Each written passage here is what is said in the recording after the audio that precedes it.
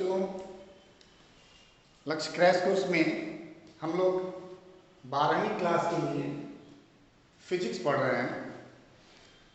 अभी हम लोग पहला चैप्टर के कुछ प्रश्नों को कर रहे हैं।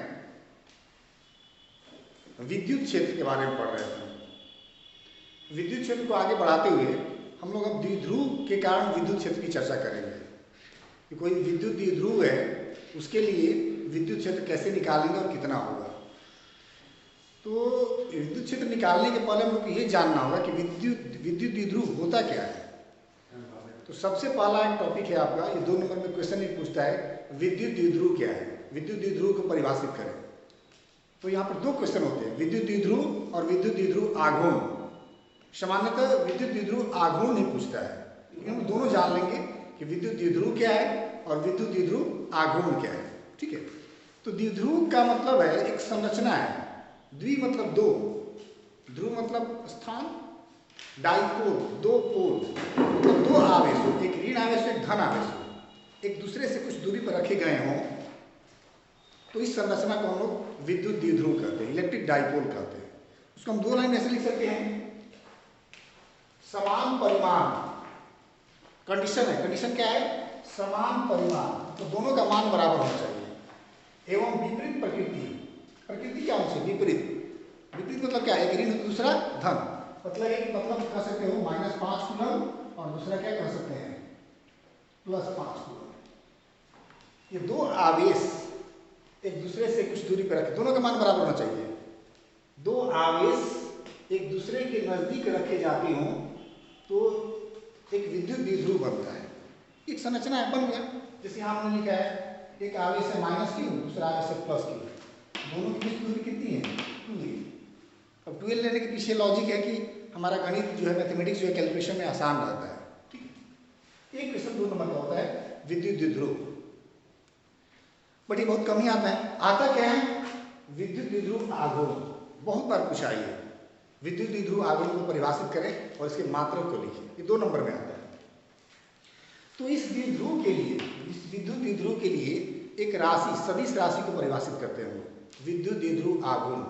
ये होता क्या है, तो इसमें 2 आवेश, एक माइनस और एक प्लस है, इन दोनों में से किसी एक को ले लेंगे, तो उसका मान ले लेंगे, परिमाण ले लेंगे और उसकी लंबाई से गुणा कर देंगे, तो जो राशि प्राप्त होगी उसी को हम विद्युत द्विध्रुव आघूर्ण कहते हैं। ठीक है।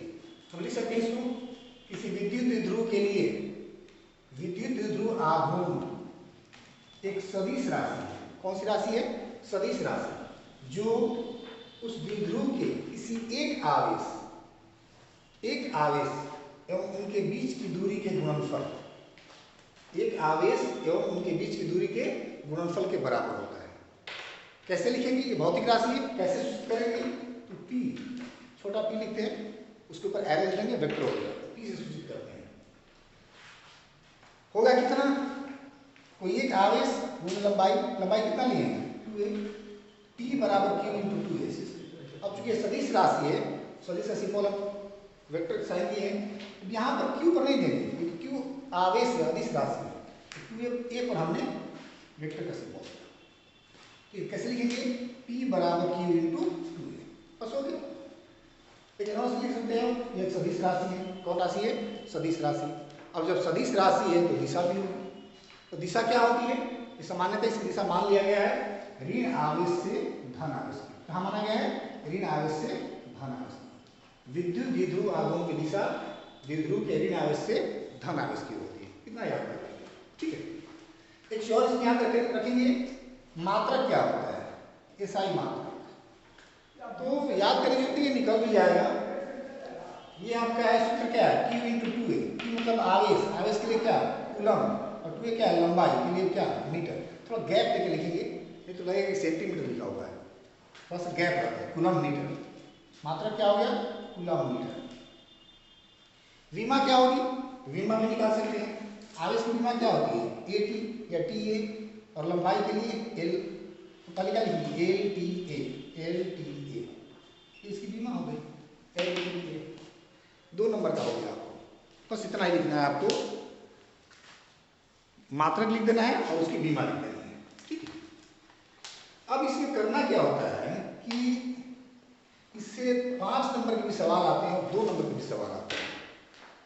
2 नंबर में सवाल आएगा, इस विद्युत ध्रुव को किसी y क्षेत्र में रखा जाए तो उस पर एक बल आघूर्ण लगेगा, उसका व्यंजक प्राप्त करें। हालांकि ऑब्जेक्टिव में भी पूछता है, वो निकालेंगे। टाउ इक्वल टू P की sine theta, P cross E लिख सकते हो, वेक्टर फॉर्म में लिखना हो तो P क्रॉस E, या मैग्नीट्यूड में लिखेंगे तो P साइन। कैसे आएगा इसके बारे में चर्चा करेंगे। 2 नंबर का सवाल होता है, लेकिन यहाँ से एक लॉन्ग सवाल भी आता है 5 नंबर का। वो क्या आता है?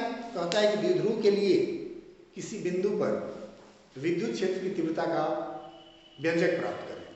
अब किस बिंदु पर? तो 3 सामान्यतः बिंदु हम लोग बात करते हैं, ठीक है।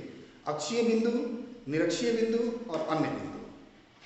सामान्यतः अक्षीय वाला ही आता है, कभी कभी अन्य बिंदु पूछ देता है, लेकिन हम लोग सामान्यतः अक्षीय वाला तैयार कर लेंगे, याद कर लेंगे कि अक्षीय बिंदु होता क्या है। हमने लिखा है यहाँ पर महत्वपूर्ण पद। इसी में हमने थोड़ा सा फिगर में बताने का प्रयास किया है। यह एक द्विध्रुव है आपका, -q + q, एक द्विध्रुव है, ऋण आवेश और धन आवेश, बीच की दूरी 2 है। अब इन दोनों आवेशों को जो रेखा मिला रही है ना, इसको हम अक्ष कहते हैं। क्या कहते हैं? अक्ष। अक्ष पर कोई बिंदु होगा, उसको क्या कहेंगे? अक्षीय बिंदु। क्या कहेंगे? अक्षीय बिंदु। हिंदी में और इंग्लिश में कह सकते हैं एक्सियल पॉइंट, या इसका एक और नाम होता है एंड ऑन पोजीशन, ठीक है। ये द्विध्रुव हुआ, यह इसका मध्य बिंदु है। अब एक रेखा लाइन है जो मध्य बिंदु से पास कर रही है और अक्ष के लंबवत है। मध्य बिंदु से पास कर रही है और अक्ष के लंबवत है, उसको निरक्षीय रेखा कहते हैं। कौन रेखा कहेंगे? निरक्षीय रेखा। और उस पर कोई बिंदु होगा, उस बिंदु को क्या कहेंगे? निरक्षीय बिंदु। क्या कहेंगे? निरक्षीय बिंदु। Equatorial point. क्या कहेंगे? इक्वेटोरियल पॉइंट, या ब्रॉड साइड ऑन पोजीशन, या ब्रॉड साइड ऑन पोजीशन। तीसरा एक पॉइंट होता है, एक लाइन ऐसी होगी जो उसके मिड पॉइंट से मध्य बिंदु से पार करेगी और अक्ष के साथ थीटा कोण बनाएगा, ये अन्य रेखा कहलाएगी, ठीक है। इस पर कोई बिंदु हम ले लेंगे, ये कहलाएगा अन्य बिंदु। तो हम लोग क्या करेंगे, इन तीनों बिंदुओं पर विद्युत क्षेत्र का मान निकालना होता है। तो आज जो सबसे इंपॉर्टेंट क्वेश्चन है कि अक्षीय बिंदु पर विद्युत तीव्रता का व्यंजक प्राप्त करें, इसको देखते हैं, ठीक है। चलिए।